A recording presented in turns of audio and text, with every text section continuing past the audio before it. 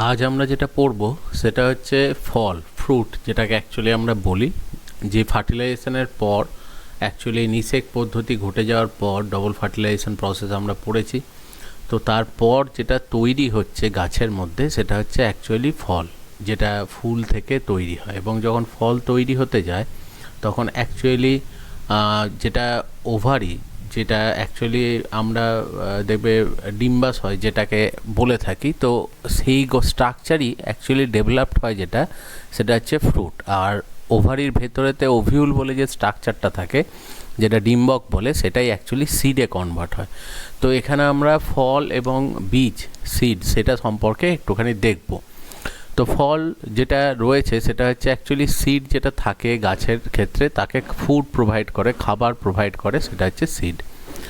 এবার যখনই সিডকে খাবার দেওয়ার জন্য যে ফ্রুট যেটা তৈরি হয়েছে, তাদের যদি স্ট্রাকচারের বেসিসে একটা আমরা ক্লাসিফাই করতে পারি, সেটা হচ্ছে দেখো প্রথম রয়েছে যেটা, সেটা হচ্ছে ট্রু ফ্রুট বা যেটা প্রকৃত ফল বলা হয়, মানে যেটা অ্যাকচুয়ালি ওভারি ডিম্বাশয়টাই সেটা ফ্রুটে কনভার্ট হয়, আর ওভিউল যেটা থাকে সেটাই সিডে কনভার্ট হয়। তো যদি কোনো সময় দেখা যায় ওভারিটাই কনভার্টেড হয়ে সেখানে অ্যাকচুয়ালি ফল তৈরি করে, তাহলে তখনই সেটাকে অ্যাকচুয়ালি বলে ট্রু ফ্রুট।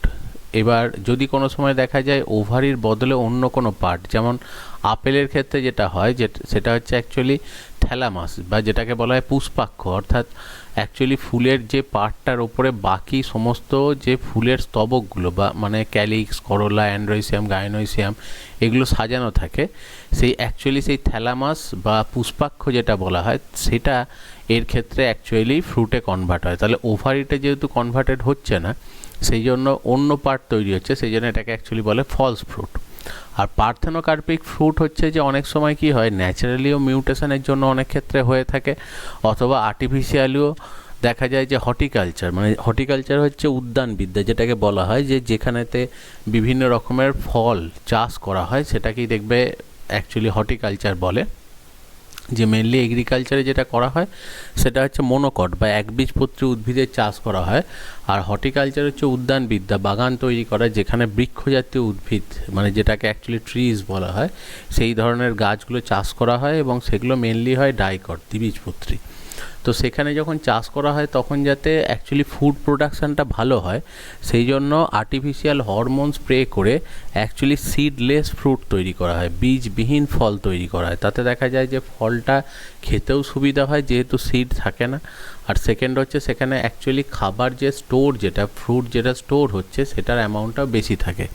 তো সেইভাবে যখন আর্টিফিশিয়ালি বাইরে থেকে আর্টিফিশিয়াল অ্যাকচুয়ালি হরমোন অ্যাপ্লাই করে, প্ল্যান্ট হরমোন, সেটা অক্সিন হতে পারে, সাইটোকাইনিন হতে পারে, জিব্বেরেলিন হতে পারে, অ্যাপ্লাই করে যখন সেইভাবে ফল তৈরি করা হয় তখন সেটাকে অ্যাকচুয়ালি বলা হয় সেটা হচ্ছে পার্থেনোকার্পিক ফ্রুট।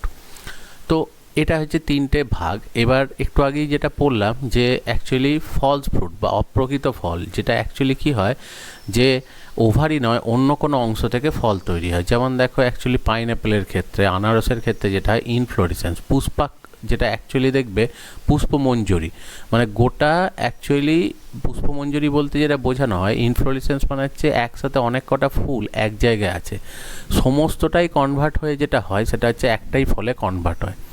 সেকেন্ড হচ্ছে সেটা হচ্ছে চালতা বলে দেখবে একটা ফল হয়, তো সেটা যেটা দেখা যায় সেটা হচ্ছে ক্যালিক্স, এদের যে বৃতি, সেই বৃতিটাই অ্যাকচুয়ালি ফলে কনভার্টেড হয়, মানে বৃতির মধ্যেতেই ক্যালিক্সের মধ্যেই ফুড স্টোর হয়।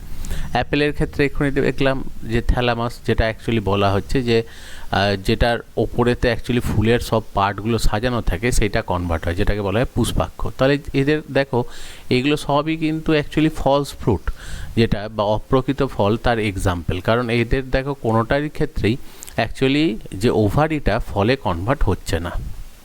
এবার একটু আগেই দেখো বলছিলাম যে যখনই ফলের কথা আমরা বলি, যে যখনই সেগুলোকে চাষ করা হচ্ছে, সেটা অ্যাকচুয়ালি হর্টিকালচার বলে একটা ব্রাঞ্চ আছে, যে ব্রাঞ্চেতে যেটা বলা হয় উদ্যানবিদ্যা, সেখানে শেখানো হয় যে কিভাবে আমরা ফলের চাষ করি বা কিভাবে করলে সেখান থেকে প্রোডাকশান অনেক বেশি হবে।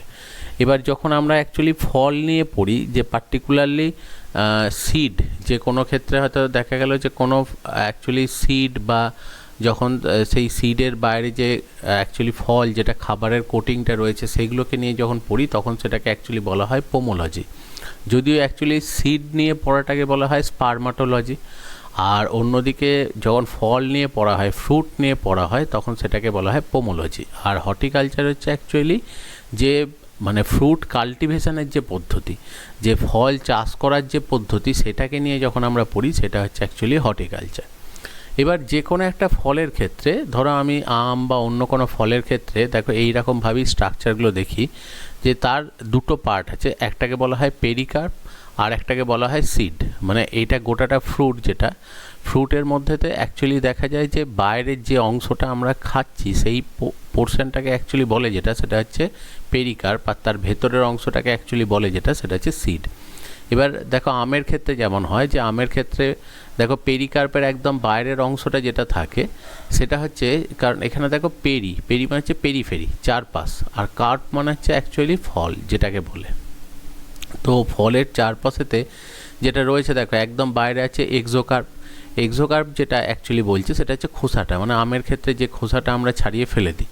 অ্যাকচুয়ালি সেকেন্ড রয়েছে মেসোকার্প হচ্ছে অ্যাকচুয়ালি যেটা আমরা খাবার হিসেবে খাই, সেটা হচ্ছে মেসোকার্প। আর ভেতরে দেখো একটা হার্ড দেখবে একটা কভার আছে, যেটা দেখবে আঁটি বলি আমরা, সেই হার্ড যে কভারটা রয়েছে সেইটাকেই অ্যাকচুয়ালি বলা হয় এন্ডোকার্প। তাহলে তিনটে পার্ট, একটা এক্সোকার্প, মেসোকার্প, এন্ডোকার্প। আর যদি আমরা ওই আঁটির যে অংশটা রয়েছে ওটাকে যদি ভেঙে ফেলি, তাহলে তার ভেতরে যেটা পাবো সেইটা হচ্ছে সিড। দেখবে এইটা ভাঙলে সাদা রঙের সিডটাকে দেখতে পাওয়া যায়। এবার সিডের বাইরে একটা পাতলা পর্দা থাকে যেটাকে অ্যাকচুয়ালি বলা হয় সিড কোট। দেখবে যদি কোনো সময় ভেঙে দেখো তাহলে দেখবে সেখানে সিড কোট পাবে। আর সিড কোটের মধ্যে ন্যাচারালি যেটা হয় দেখবে যে একটা সাইডেতে এমব্রিওটা থাকবে, আর বাকি দিকটা যেটা থাকবে সেটা হচ্ছে এন্ডোস্পার্ম। এবার দেখবে যদি মোনোকট প্ল্যান্ট হয় তাহলে সেখানে এন্ডোস্পার্মটা এখানেতে রয়েছে, আর যদি ডাইকট হয় দেখবে এন্ডোস্পার্ম থেকে আগের দিনই বলেছি যে এন্ডোস্পার্ম থেকে খাবারটা স্টোর হয়ে যায় ডাইকটের ক্ষেত্রে, যেটা সেটা হচ্ছে কটিলেডনের মধ্যে। তো সেই জন্য যদি অ্যাকচুয়ালি মোনোকট সিড হয় তাহলে দেখবে সিড কোটের ভেতর যেটা পাবে সেটা হচ্ছে এমব্রিও আর এন্ডোস্পার্ম বা শস্য যেটাকে বলা হয়। আর যদি ডাইকট হয় তাহলে পাবে যেটা, সেটা হচ্ছে এমব্রিও ভ্রূণটাকে পাবে, আর তার সাথে যে জিনিসটা পাওয়া যাবে সেটা অ্যাকচুয়ালি এন্ডোস্পার্ম নয়, সেটা হচ্ছে কটিলেডন। এবং কটিলেডন দুটো থাকে, ডাইকটের ক্ষেত্রে দেবে কটিলেডন যেটা থাকবে সেটা হচ্ছে দুটো। এই হচ্ছে ব্যাপার। এবার দেখো যদি আমরা এই জিনিসটা একটু দেখি তাহলে যে কোনো একটা ফলের ক্ষেত্রে বাংলাতে সেখানে দুটো অংশ থাকে, একটা হচ্ছে ফলোত্বক আর একটা হচ্ছে বীজ। তো ধরো ফলোত্বক যেটা, তার তিনটে স্তর, বহিস্তর, মধ্যস্তর, অন্তঃস্তর। এটাই দেখো এই যে বললাম এক্সোকার্প, মেসোকার্প, এন্ডোকার্প, তিনটে অংশ। আর অন্যদিকে দেখো ভেতরে যে অংশটা রয়েছে সেটা হচ্ছে বীজ। এবার বীজের মধ্যে চারপাশে যেটা রয়েছে এটা হচ্ছে সিড কোট, বীজের আবরণী আর কি। আর অন্যদিকে যেটা রয়েছে দেখো এর ভেতরেতে সেটা হচ্ছে একটা ভ্রূণ থাকছে, আর তার সাথে শস্য এন্ডোস্পার্ম থাকছে। আর দ্বিবীজপত্রীর ক্ষেত্রে এখানে থাকে যেটা, সেটা হচ্ছে বীজপত্র। তাহলে এই হচ্ছে পার্টটা। এবার সিড যখনই দেখবে অ্যাকচুয়ালি ওটা রাখা হয়, মানে ডাইকট বা মোনোকট সবার ক্ষেত্রে সিড যেটা থাকে, সিড হচ্ছে এমন একটা ফর্ম যে ফর্মটাকে আমরা স্টোর করতে পারি। মানে এই অবস্থায় খাবারটা অ্যাকচুয়ালি সিডের মধ্যেতে খাবার দিয়ে সেটা স্টোর কন্ডিশনে থেকে গেল। এবার এটা দীর্ঘদিন ধরে থেকে যেতে পারে, তো মানে এটা স্টোর করা সম্ভব। এবার পরে যখন দরকার হবে তখন সিডগুলোকে অ্যাকচুয়ালি মাটির মধ্যেতে বসিয়ে দেওয়া হয়, সেখানে জল দেওয়া হয়, এবং যখনই জল পাবে, মানে সিডের একদম বেসিক রিকোয়ারমেন্ট হচ্ছে ফার্স্টে হচ্ছে ওয়াটার। যখনই জল পায় তখনই আস্তে আস্তে জল পেলেই সিডের মধ্যেতে জিববেরেলিন বলে হরমোন যেটা থাকে সেটা অ্যাকচুয়ালি অ্যাক্টিভ হয়, এবং সেটা অ্যাক্টিভ হওয়ার জন্য সেটা একটা এনজাইম তৈরি করে, যে এনজাইমটার নাম হচ্ছে অ্যামাইলেস। এই অ্যামাইলেস এনজাইম দিয়ে সিডের মধ্যেতে যে এন্ডোস্পার্ম বা কটিলেডন থাকে তার মধ্যে যে খাবারটা থাকে সেটা দেখবে স্টার্চ বা শ্বেতসার। তো সেটা একটা কমপ্লেক্স ফুড। অ্যাকচুয়ালি যেটা হয় অ্যামাইলেস এনজাইম দিয়ে সেই সিডের মধ্যে যে খাবারটা আছে সেই খাবারটাকে আস্তে আস্তে ভাঙে। যখনই ওই খাবারটাকে ভাঙবে এবং সেটা সিম্পলিফাইড হয়ে অ্যাকচুয়ালি দেখো গ্লুকোজ তৈরি করে, সেই গ্লুকোজটা ব্যবহার করেই এমব্রিও যেটা থাকছে, ভ্রূণ যেটা, সেটাই আস্তে আস্তে গ্রো করবে, এবং ধীরে ধীরে ধীরে ধীরে সে দেখবে আস্তে আস্তে বেড়ে জার্মিনেট করে সেখান থেকে ছোট ছোট প্ল্যান্টলেট তৈরি করবে, প্রথম ছোট ছোট উদ্ভিদ, তারপর সেখান থেকে ম্যাচিওর প্ল্যান্ট যেটা সেটা তৈরি করবে। দেখো এই যে একটু আগে বলছিলাম স্পার্মোলজি, যে যখন স্পার্মোলজি বলতে অ্যাকচুয়ালি স্টাডি অফ স্পার্মস নয়, দেখে মনে হয় যে শুক্রাণু নিয়ে পড়াকে হয়তো স্পার্মোলজি বলে, কিন্তু তা নয়। যখন আমরা বীজকে নিয়ে পড়ি তো তখন সেটাকে বলা হয় স্পার্মোলজি। এবার বীজ দেখবে দুরকম, একটা হচ্ছে মোনোকট, একটা হচ্ছে ডাইকট। মানে মোনোকট হচ্ছে ঘাস জাতীয় যে উদ্ভিদগুলো, যেগুলো অ্যাকচুয়ালি হার্ব, আর অন্যান্য যেগুলো রয়েছে যে গুল্ম জাতীয় বা বৃক্ষ জাতীয় মানে সার্ব বা অ্যাকচুয়ালি ট্রিজ যেগুলো রয়েছে সেইগুলো হচ্ছে সব ডাইকট। মানে অ্যাকচুয়ালি মনোকটের যেটা হচ্ছে ঘাস জাতীয় উদ্ভিদ, মানে এদের যদি সাইডের এই পাতাগুলো ছাড়ানো হয় মাঝে স্টেম বলে কিছু পাবে না, কিন্তু ডাইকটের ক্ষেত্রে এই পাতাগুলোকে ছাড়ালে দেখো স্টেমের মতো একটা পার্ট পাবে। এইটা দেখিয়ে অ্যাকচুয়ালি মনোকট ডাইকটকে বাইরে থেকে বোঝা যায়। আর ভেতরে যদি সিডগুলোকে ভাঙা হয় তাহলে তো জানো যে মনোকটের ক্ষেত্রে একটাই কটিলেডন থাকে এবং সেটা ইনঅ্যাক্টিভ ফর্মে, আর ডাইকটের ক্ষেত্রে দুটো কটিলেডন সেখানে থাকে। এবার যদি মনোকট একটা সিডকে আমরা নিই, সেখানে একটু সেটাকে অবজার্ভ করতে তার ভেতরে কি স্ট্রাকচার রয়েছে, তাহলে এটা দেখো একটা মনোকট সিড। যেমন খুব কমন হচ্ছে ভুট্টা, ভুট্টার ক্ষেত্রে যেটা দেখতে পাওয়া যায়, এবং তুমি ধান গম ভুট্টা এগুলো সবই হচ্ছে অ্যাকচুয়ালি মনোকট। তো ওখানে কি হয় দেখো, এই সাইডে যেটা রয়েছে এটা হচ্ছে অ্যাকচুয়ালি এমব্রিও, ঠিক আছে, এই সাইডে যেটা এমব্রিও, আর এইটা হচ্ছে এন্ডোস্পার্ম। কারণ ওই যে একটু আগে আমরা পড়লাম যে মনোকটের ক্ষেত্রে এন্ডোস্পার্মে খাবারটা থাকে। তো বাইরের দিকে দেখো সিড কোট, এই ভেতরেতে খাবার রয়েছে এন্ডোস্পার্ম। এবার এখানেতে অ্যাকচুয়ালি দেখো যে এইটা হচ্ছে এমব্রিও, তাই তো, এই জায়গাটা হচ্ছে এমব্রিও। এবার এমব্রিওটার মধ্যেতে অ্যাকচুয়ালি দেখতে পাওয়া যায় ওপরের পার্টটা থেকে তৈরি হয় যেটা, সেটা হচ্ছে স্যুট বা স্টেম, আর নিচে থেকে তৈরি হয় যেটা সেটা হচ্ছে রুট। তাহলে এইটা হচ্ছে যেটা, এটা অ্যাকচুয়ালি র্যাডিক্যাল, এইটাকে বলা হয় পিউমিউল, এইটাকে দেখবে অ্যাকচুয়ালি বলা হয় ভ্রূণমূল, এইটাকে বলা হয় যেটা সেটা হচ্ছে ভ্রূণমুকুল। এবার দেখবে এইগুলোকে প্রোটেক্ট করার জন্য দেখো ওপরের দিকের কিছু পার্ট আছে, তাই তো, এই যে ছোট ছোট কিছু পার্ট আছে, আর এইখানে দেখো এই রুট যে পোর্শনটা তাকেও কভার করার জন্য এখানে একটা পার্ট আছে। তো এই ওপরের যে প্রোটেক্টিভ যে পার্টগুলো রয়েছে, তাহলে এইটাকে অ্যাকচুয়ালি বলছে যেটা সেটা হচ্ছে দেখো পিউমিউল। এর ওপরে যেটা রয়েছে এগুলোকে বলে এপিকোটাইল এগুলো, আর এইটা যেটা রয়েছে র্যাডিক্যাল যেটা, তাকে যেটা কভার করে আছে এটাকে বলে হাইপোকোটাইল। বাংলাতে যদি বলি এইটা হচ্ছে ভ্রূণ মুকুল, এটাকে প্রোটেক্ট করার জন্য এগুলোকে অ্যাকচুয়ালি বলা হয় ভ্রূণ মুকুলাবরণী। আর এইটা হচ্ছে ভ্রূণ মূল, একে প্রোটেক্ট করার জন্য, কারণ যখন এটা বাড়তে যাবে তাহলে ধরো এটা মাটিতে ঘষা খাবে, এটা যখন বাড়তে যাবে রোদ জল বৃষ্টির সম্মুখীন হবে, সেই জন্যই কভারিংগুলো থাকে। এই ভ্রূণমূল যেটা থাকে তার এই তলায় যে কভারিংটা থাকে এটাকে বলা হয় ভ্রূণ মূলাবরণী, এটাকেই দেখবে অ্যাকচুয়ালি ইংরেজিতে বলা হয় হাইপোকোটাইল। আর এই সাইডটাতে একদম এই সাইডটাতে এই যে এক্সটেনশান যেটা রয়েছে ছোট্ট মতো একটা এক্সটেনশান, এইটাই হচ্ছে মনোকটের কটিলেডন, মানে বীজপত্র যেটাকে আমরা বলি। কিন্তু মনোকটের যে কটিলেডনটা থাকে সেটা হচ্ছে ইনঅ্যাক্টিভ ফর্মে থাকে, নিষ্ক্রিয় অবস্থায় থাকে, এবং ইনঅ্যাক্টিভেটেড এই কটিলেডনটা থাকে। এই ইনঅ্যাক্টিভেটেড যে কটিলেডন রয়েছে এইটাকে অ্যাকচুয়ালি বলা হয় যেটা সেটা হচ্ছে স্কুটেলাম। তাহলে এইটাই হচ্ছে মনোকট সিডের অ্যাকচুয়ালি পোর্শন। তাহলে মনোকট সিডেতে অ্যাকচুয়ালি কটিলেডন থাকে, বীজপত্র থাকে, কিন্তু সেটা ইনঅ্যাক্টিভ ফর্মে থাকে। খাবারটা এন্ডোস্পার্ম তৈরি করে, এন্ডোস্পার্মের মধ্যে ওটা থেকে যায় এটা।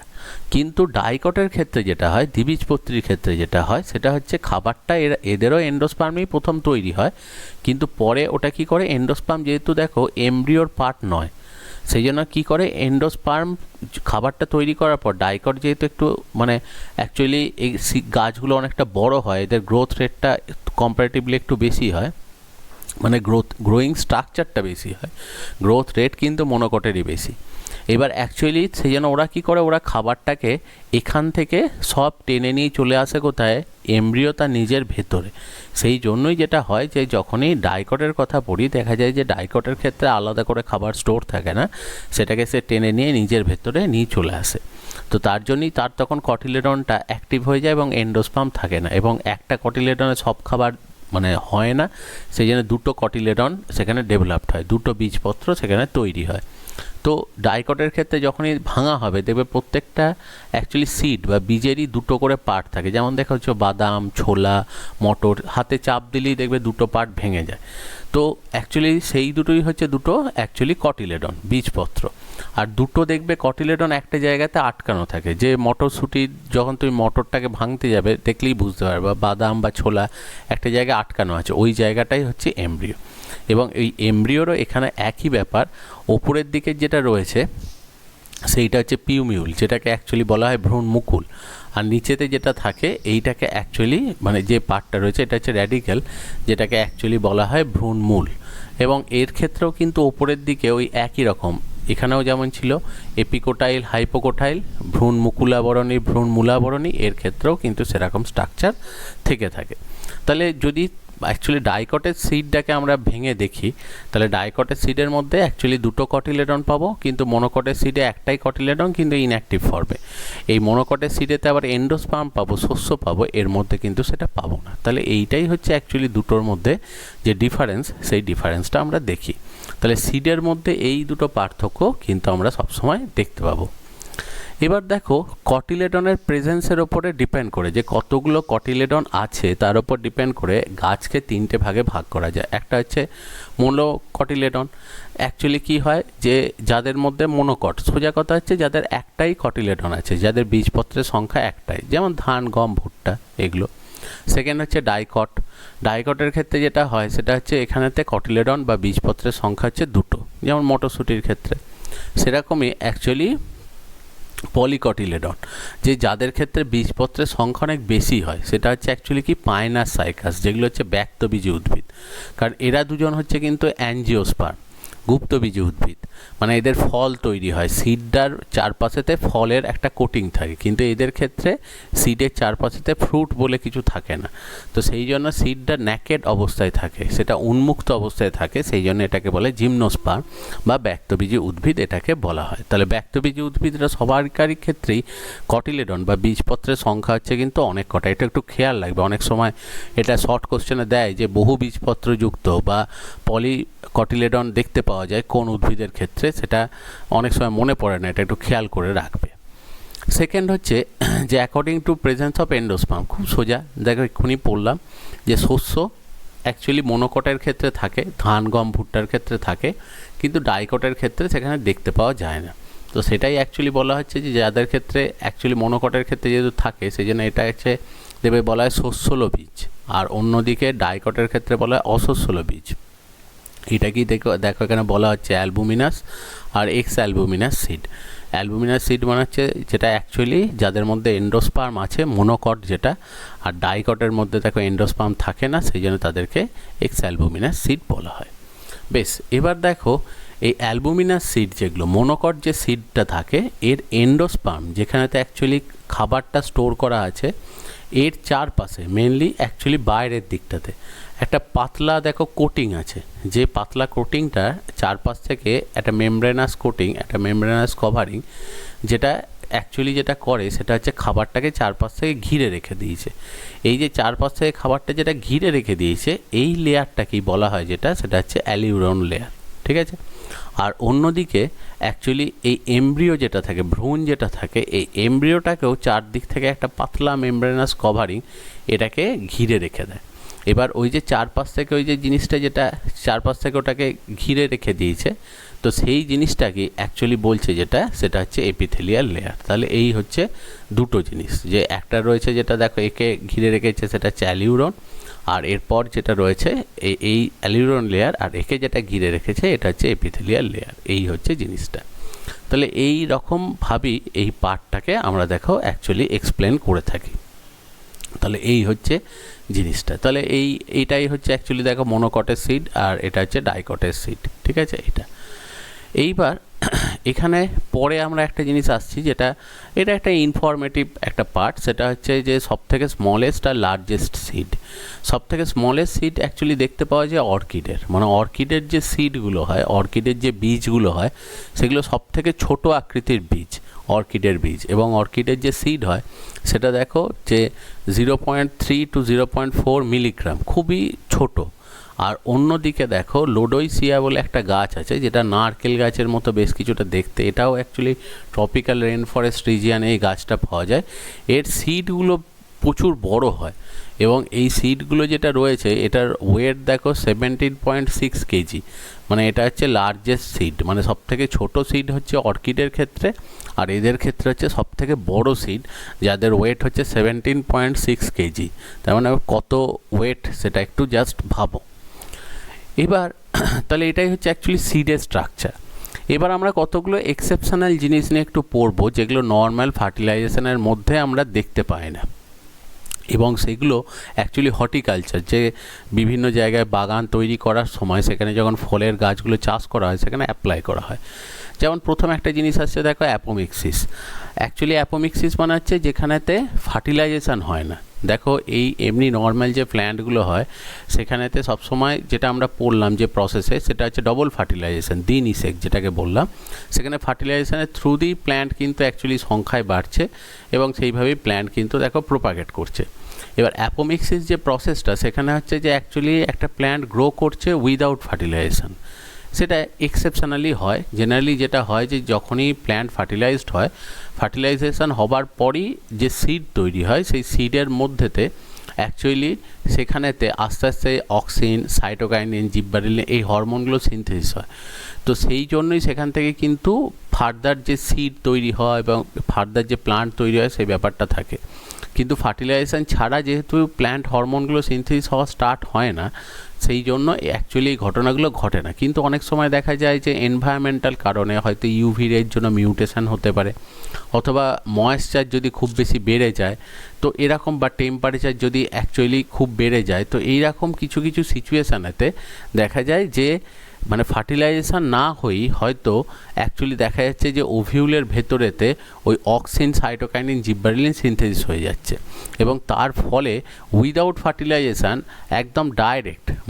একদম ডাইরেক্ট সেখানেতে যে এগ সেলটা রয়েছে বা ওভিউল রয়েছে বা ওভিউলের কোনো সেল থেকে বা ডিম্বকের যে কোনো একটা কোষ থেকে সেটা ডাইরেক্টলি কোনো প্ল্যান্ট তৈরি হয়ে যায়। সেটাকে বলা হয় অ্যাপোমিক্সিস, যেখানে অ্যাপো মানে হচ্ছে দেখবে অ্যাবসেন্ট, আর মিক্সিস কথাটার অর্থ হচ্ছে ফার্টিলাইজেশন, যেখানে ফার্টিলাইজেশন অ্যাবসেন্স সেটাকেই বলা হয় অ্যাপোমিক্সিস।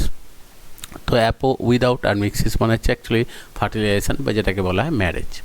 এবার দেখো যেমন প্রথম বলা হচ্ছে যে রিকারেন্ট অ্যাকচুয়ালি অ্যাপোমিক্সিস, এটা কার ক্ষেত্রে দেখা যায়? আপেলের ক্ষেত্রে মাঝে মাঝে দেখা যায় যে যখন এরা সেল ডিভাইড করে, দেখবে অ্যাকচুয়ালি আপেলের ক্ষেত্রে যখন সেই আগে আমরা পড়েছি যে স্পোর মাদার সেল যেটা থাকে আর কি, সেটা যখন ডিভাইড করে অ্যাকচুয়ালি মিওসিস সেল ডিভিশনে গিয়ে যখন স্পোর তৈরি করতে যায়, তখন অনেক সময় অ্যাবনর্ম্যালিটির জন্য যে স্পোরটা হয়তো তৈরি হলো, সেই স্পোরটা তৈরি হওয়ার সময় দেখা যাচ্ছে যে সে হয়তো মিওসিসের অ্যাবনর্ম্যালিটির জন্য 2n একটা স্পোর তৈরি করেছে, যার জন্য দেখা যায় যে যখন গ্যামেট তৈরি হয়ে যাচ্ছে, গ্যামেটটাও অ্যাবনর্ম্যালি 2n হয় এবং সেখান থেকে ডাইরেক্টলি অ্যাকচুয়ালি আবার নতুন একটা সিড তৈরি হয়ে যায় এবং সেখান থেকে প্ল্যান্ট তৈরি হয়ে যায়।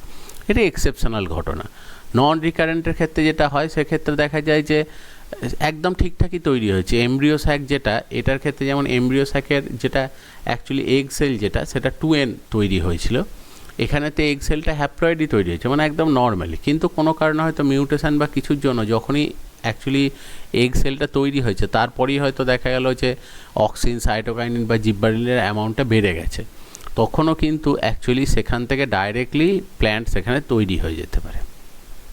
এবার থার্ড হচ্ছে কোনো সময় দেখা যায় যেমন অ্যাডভেন্টিভ, যেটা বলা হয় নিউসেলাস। দেখবে অ্যাকচুয়ালি বলা হয় যে ওভিউল যেটা থাকে, পড়েছো নিউসেলাসের নাম শুনেছো, ওভিউল যেটা থাকে, ডিম্বক যেটা, তার ভেতরে দেখবে একটা নিউট্রিটিভ লেয়ার থাকে, যেখান থেকে অ্যাকচুয়ালি ওভিউলটা গ্রো করার সময় খাবার পায়, সেগুলোকে বলা হয় নিউসেলাস। সেই নিউসেলাসের সেল ডাইরেক্টলি হয়তো দেখা যায় যে কোনো সময় ওই হরমোন যদি পেয়ে যায়, ওরা ডাইরেক্টলি ডিভাইড করে একটা নতুন প্ল্যান্ট তৈরি করে দিতে পারে, সেগুলোকে অ্যাকচুয়ালি বলা হয় সেটা হচ্ছে অ্যাডভেন্টিভ। এটা অ্যাকচুয়ালি লেবু গাছের ক্ষেত্রে দেখতে পাওয়া যায়। আর পেঁয়াজের ক্ষেত্রে যেটা দেখতে পাওয়া যায়, দেখবে পেঁয়াজের ক্ষেত্রে হয়, বা দেখবে ওই খাম আলু, চুপড়ি আলু যেগুলোকে অ্যাকচুয়ালি বলে অ্যাগেভ, তো তাদের ক্ষেত্রে দেখতে পাওয়া যায় যে তোমার অ্যাকচুয়ালি ভেজিটেটিভ বার্ড, মানে দেখবে বুলবিল বলে একটা স্ট্রাকচার হয়, যেখানেতে যে পেঁয়াজের ক্ষেত্রেও হয় যে যদি ময়েশ্চার খুব বেশি থাকে, তাহলে অ্যাকচুয়ালি বুলবিলের মতো একটা স্ট্রাকচার, অ্যাকচুয়ালি এটা হচ্ছে ভেজিটেটিভ পার্ট, মানে যেমন মুকুল হয় সেরকম পার্ট তৈরি হয় এবং সেখান থেকেই ডাইরেক্টলি গাছ তৈরি হয়। তাহলে এই জায়গাগুলোতে দেখো ডাইরেক্ট কোনো একটা প্ল্যান্টের কোনো সেল থেকে সরাসরি এখানে কিন্তু একটা প্ল্যান্ট, নতুন প্ল্যান্ট তৈরি হয়ে যাচ্ছে। তাহলে এখানে কোনো রকম ফার্টিলাইজেশন বলে কিছুই হচ্ছে না, উইদাউট ফার্টিলাইজেশন একটা নতুন প্ল্যান্ট সেখানে তৈরি হচ্ছে। তো এই ঘটনাগুলো কি অ্যাকচুয়ালি বলছে সেটা হচ্ছে অ্যাপোমিক্সিস। তো সেই হচ্ছে একটা গুরুত্বপূর্ণ জিনিস। এরপর এই দুটো একটু শর্ট কোশ্চেনের জন্য খুব ভালো করে রেডি করে রাখবে, এটা খুব আসে মাঝে মাঝে। একটা হচ্ছে অ্যাপোস্পোরি, একটা হচ্ছে অ্যাপোগ্যামি। জেনারেলি আমরা জানি যে প্ল্যান্ট রিপ্রোডাকশানে যেটা হয় সেটা হচ্ছে গ্যামেটোফাইট বলে একটা প্ল্যান্টের একটা স্ট্রাকচার হয়, আর একটা স্পোরোফাইট বলে একটা স্ট্রাকচার হয়, একটা লিঙ্গধর দশা, একটা রেণুধর দশা। যেটা হয় সেটা হচ্ছে গ্যামেটোফাইট যে স্টেজটা থাকে সেখান থেকে, বা যেটাকে লিঙ্গধর দশা বলা হয়, গ্যামেটোফাইট থেকে গ্যামেট তৈরি হয় এবং গ্যামেট থেকে তৈরি হয় স্পোরোফাইট, আবার স্পোরোফাইট থেকে দেখবে স্পোর তৈরি হয়, সেখান থেকে তৈরি হয় গ্যামেটোফাইট। এই হচ্ছে ব্যাপার। তাহলে অ্যাকচুয়ালি গ্যামেটোফাইট থেকে গ্যামেট, সেখান থেকে স্পোরোফাইট, এবং স্পোরোফাইট থেকে স্পোর, সেখান থেকে গ্যামেটোফাইট। এই স্টেজটা কিন্তু সাইক্লিক্যাল ম্যানারে চলে। কিন্তু কোনো কোনো সময় দেখা যায়, দেখো বলছে অ্যাপোস্পোরি। অ্যাপো কথাটার অর্থ আমরা একটু আগেই পড়লাম, দেখো অ্যাপো মানে হচ্ছে অ্যাবসেন্ট। হয়তো এমন কোনো কোনো প্ল্যান্টের ক্ষেত্রে দেখতে পাওয়া যায় যাদের অ্যাকচুয়ালি যে স্পোর বলে কোনো স্ট্রাকচার থাকে না, মানে স্পোরোফাইট যেটা রয়েছে সেখান থেকে ডাইরেক্টলি স্পোর তৈরি ছাড়াই, মানে স্পোর তৈরি ব্যতি রেখেই, মানে স্পোর না তৈরি করি ডাইরেক্টলি অ্যাকচুয়ালি যেটা হচ্ছে সেটা হচ্ছে স্পোরোফাইট থেকে ডাইরেক্ট গ্যামেটোফাইট তৈরি হচ্ছে। যদি কোনো সময় স্পোরোফাইট থেকে ডাইরেক্ট গ্যামেটোফাইট তৈরি হয় তখন সেটাকে অ্যাকচুয়ালি বলা হয় অ্যাপোস্পোরি, কারণ এখানে মিওসিস হয়ে স্পোর তৈরিই হলো না। যেহেতু স্পোর এখানে অ্যাবসেন্ট, তাহলে সেই জন্য এদেরকে বলে অ্যাপোস্পোরি। তো এই ঘটনাটাকে অ্যাকচুয়ালি বলা হয় অ্যাপোস্পোরি। এক্ষেত্রে যেটা হয় দেখবে স্পোরোফাইটের মধ্যে নিউসেলাস, একটু আগেই পড়লাম পুষ্টি স্তর, এই লেবুর ক্ষেত্রেই ধরো যেটা হচ্ছে ডাইরেক্টলি ওই নিউসেলাস থেকে ডাইরেক্টলি গ্যামেটোফাইট তৈরি হয়ে যাচ্ছে। তো সেই ধরনের ঘটনাটাকে অ্যাকচুয়ালি বলে যেটা, সেটা হচ্ছে অ্যাপোস্পোরি। আর অ্যাপোগ্যামি মানে হচ্ছে গ্যামেট তৈরি হবে না, মানে এমন কোনো সময় হয় যে হয়তো দেখা গেল যে কোনো সময় গ্যামেটোফাইট যে প্ল্যান্টটা রয়েছে, গ্যামেটোফাইট যেটা, সেই গ্যামেটোফাইট প্ল্যান্ট থেকে গ্যামেট তৈরি না করে সরাসরি স্পোরোফাইট তৈরি হয়ে যাচ্ছে। মানে গ্যামেটোফাইট থেকে যদি ডাইরেক্টলি কোনো সময় স্পোরোফাইট তৈরি হয়ে যায় গ্যামেট তৈরি না করে, তাহলে গ্যামেট যদি তৈরি না হয় তাহলে সেখানে ফার্টিলাইজেশনও কিছু হবে না। তাহলে সেই রকম উইদাউট ফার্টিলাইজেশন যদি দেখা যায় যে অ্যাকচুয়ালি সেখানে কোনো সময় গ্যামেটোফাইট থেকে ডাইরেক্টলি স্পোরোফাইট তৈরি হচ্ছে, তখন সেটাকে বলা হয় যেটা, সেটা হচ্ছে অ্যাপোগ্যামি। যেমন অনেক সময় দেখতে পাওয়া যায়, দেখবে ওই যে ওভিউল যেটা একটু আগে আমরা পড়েছি, দেখবে ডিম্বক যেটাকে বলা হচ্ছে, ওভিউলের ভেতরে যে এমব্রিও স্যাক থাকে, ভ্রূণস্থলী থাকে, সেখানকার মধ্যে দেখবে 4টে টাইপের সেল থাকে। একটা হচ্ছে যেটা, সেটা হচ্ছে এগ সেল, সেকেন্ড হচ্ছে দেখবে মাঝে ডেফিনেটিভ নিউক্লিয়াস, নির্ণীত নিউক্লিয়াস যেটা বলে, আর থার্ড হচ্ছে সিনার্জিট সহকারী কোষ, আর ফোর্থ হচ্ছে অ্যান্টিপোডাল সেল বা যেটাকে প্রতিপাদক কোষ সমষ্টি। আমরা জানি ফার্টিলাইজেশনের প্রথম দুটো সেল কিন্তু কাজ করে, একটা হচ্ছে এগ সেল ডিম্বাণু, আর সেকেন্ড যেটা রয়েছে সেটা হচ্ছে ডেফিনেটিভ নিউক্লিয়াস নির্ণীত নিউক্লিয়াস, সেই জন্যই দেবে ডবল ফার্টিলাইজেশন বলে। এবার এখানে কি বলছে যে এই দুটো সেল ছাড়া যদি কোনো সময় অ্যান্টিপোডাল সেল বা সিনার্জিস, যেগুলো নর্মালি ফার্টিলাইজেশনের পর ডিস্ট্রয় হয়ে যায়, সেগুলো যদি ডিস্ট্রয় না হয়ে সেখান থেকে যদি ফার্দার আবার নতুন প্ল্যান্ট তৈরি হয়, তখন সেক্ষেত্রে সেই জিনিসটাকেই বলে যেটা, সেটা হচ্ছে অ্যাপোগ্যামি। তাহলে এই দুটো একটুখানি ডেফিনিশনটা এবং এক্সাম্পলটা একটু দেখে রাখবে, অ্যাপোস্পোরি আর অ্যাপোগ্যামি। পার্থেনোকার্পি একটা ঘটনা, যেটা অ্যাকচুয়ালি বলা হয় যে আর্টিফিশিয়ালি সিডলেস প্ল্যান্ট তৈরি করার প্রসেস যেটা, সেটাকে বলা হয় পার্থেনোকার্পি। তো পার্থেনোকার্পি দেখো জেনেটিক পার্থেনোকার্পি, যে কিছু কিছু সময় অ্যাকচুয়ালি ওরকম হর্টিকালচারে চাষ করার জন্য আর্টিফিশিয়ালি অ্যাকচুয়ালি কী করা হয় যে তাকে হয়তো গামা রে দিয়ে বা কিছু মিউটেশন অ্যাপ্লাই করে, মিউটেশন করে যদি কোনো সময় পার্থেনোকার্পিক ফ্রুট তৈরি করা হয় আর্টিফিশিয়ালি, সেটাকে বলে জেনেটিক পার্থেনোকার্পি। এবং জেনারেশন আফটার জেনারেশন এরকমই হয়। কিছু ফল আছে যেমন আঙুরের ক্ষেত্রে ন্যাচারালি পার্থেনোকার্পিক অ্যাকচুয়ালি তারা, এবং দেখবে আমরা যে আঙুর খাই সেখানে কিন্তু অ্যাকচুয়ালি সিড থাকে না, ন্যাচারালি তার মধ্যে সেগুলো হচ্ছে সিডলেস ফ্রুট অ্যাকচুয়ালি। তো সেগুলো হচ্ছে ন্যাচারাল পার্থেনোকার্পিক হলে দেখবে অ্যাডভান্টেজ যেটা, সেটা হচ্ছে খেতে সুবিধা হয়, আর সেকেন্ড হচ্ছে যেহেতু ফ্রুটের অ্যামাউন্টটা বেশি থাকে, তাহলে সেটা অটোমেটিক্যালি সেখান থেকে দেখো খাবার আমরা অনেক বেশি পাচ্ছি। এনভায়রনমেন্টাল পার্থেনোকার্পি অনেক সময় দেখতে পাওয়া যায় যে যখন মানে ফলগুলো গাছের মধ্যে রয়েছে তখন ওই ময়েশ্চার বেশি থাকার জন্য হয়তো অক্সিন, সাইটোকাইনিন, জিব্বারেলিন বেড়ে গেল, তার জন্য অটোমেটিক্যালি দেখা গেল পার্থেনোকার্পিক ফ্রুট হয়তো তৈরি হলো। ইনডিউসড পার্থেনোকার্পি মানে হচ্ছে যখন আমরা আর্টিফিশিয়ালি এগ্রিকালচারাল পারপাসে আমরা যখন ওই রকম গামা রে বা কোনো কেমিক্যাল ইউজ করে সেখানে পার্থেনোকার্পি করছি, বা তোমার কোনো ক্ষেত্রে হয়তো বাইরে থেকে একদম আর্টিফিশিয়াল হরমোনগুলোকেই অ্যাপ্লাই করলাম, অক্সিন, সাইটোকাইনিন, জিব্বারেলিন, সেগুলো অনেক সময় এগ্রিকালচারে ইউজ করা হয়, তো সেইগুলোকে বলা হয় ইনডিউসড পার্থেনোকার্পি। এক্ষেত্রে যেটা হয় সিডলেস ফ্রুট একটাই ডিসঅ্যাডভান্টেজ, যেহেতু সিড পাবো না সেই জন্য পরের যে নতুন গাছ তৈরি করার সেটা আমরা কিন্তু করতে পারবো না। কিন্তু আমরা যখন চাষ করছি তখন কয়েকটা গাছকে সিড তৈরির জন্য রেখে দিলাম, বাকিগুলোতে স্প্রে করে পার্থেনোকার্পিক ফ্রুট তৈরি করলে সেটা অনেকটা বেশি বেনিফিশিয়ারি হয়। এরপর একটা জিনিস হয় যেটাকে অ্যাকচুয়ালি বলা হয় পার্থেনোজেনেসিস। পার্থেনোজেনেসিস বলতে যেটা বোঝায় সেটা হচ্ছে দেখবে যে আমরা মৌমাছির ক্ষেত্রে হয় যে হ্যাপ্লয়েড প্ল্যান্ট তৈরি হয়। তো বা হ্যাপ্লয়েড অ্যানিম্যাল, মৌমাছির ক্ষেত্রে হ্যাপ্লয়েড দেখবে পার্থেনোকার্পি মানে পার্থেনোজেনেসিস আগে পড়েছি যে মেল বিজ যারা হয়, পুরুষ মৌমাছি যারা হয়, তারা দেখবে সবাই কিন্তু অ্যাকচুয়ালি পার্থেনোজেনিক। এবার সেরকম উদ্ভিদের ক্ষেত্রেও দেখতে পাওয়া যায়, যেমন টব্যাকো, তামাক গাছ যেটা হয়, সেখানে কিন্তু হ্যাপ্লয়েড তামাক গাছও তৈরি হয়। ডিপ্লয়েড পার্থেনোজেনেসিস যেটা অ্যাকচুয়ালি দেখতে পাওয়া যায়, সেই ডিপ্লয়েড পার্থেনোজেনেসিস যার মধ্যে দেখা যায় সেটা হচ্ছে তোমার অ্যাকচুয়ালি দেখো ওই ড্যাফনিয়ার ক্ষেত্রে দেখতে পাওয়া যায়। এবার এখানেতে আর একটা জিনিস দেখি যে দেখো এই যে পার্থেনোজেনেসিস যেটা আমরা পড়ছিলাম বীজের ক্ষেত্রে, মৌমাছির ক্ষেত্রে, ন্যাচারাল কারো কারো ক্ষেত্রে হয়, যেমন দেখো পিঁপড়ের ক্ষেত্রে একটু আগেই, বা বীজের ক্ষেত্রে, মৌমাছির ক্ষেত্রে সাধারণভাবেই হয়।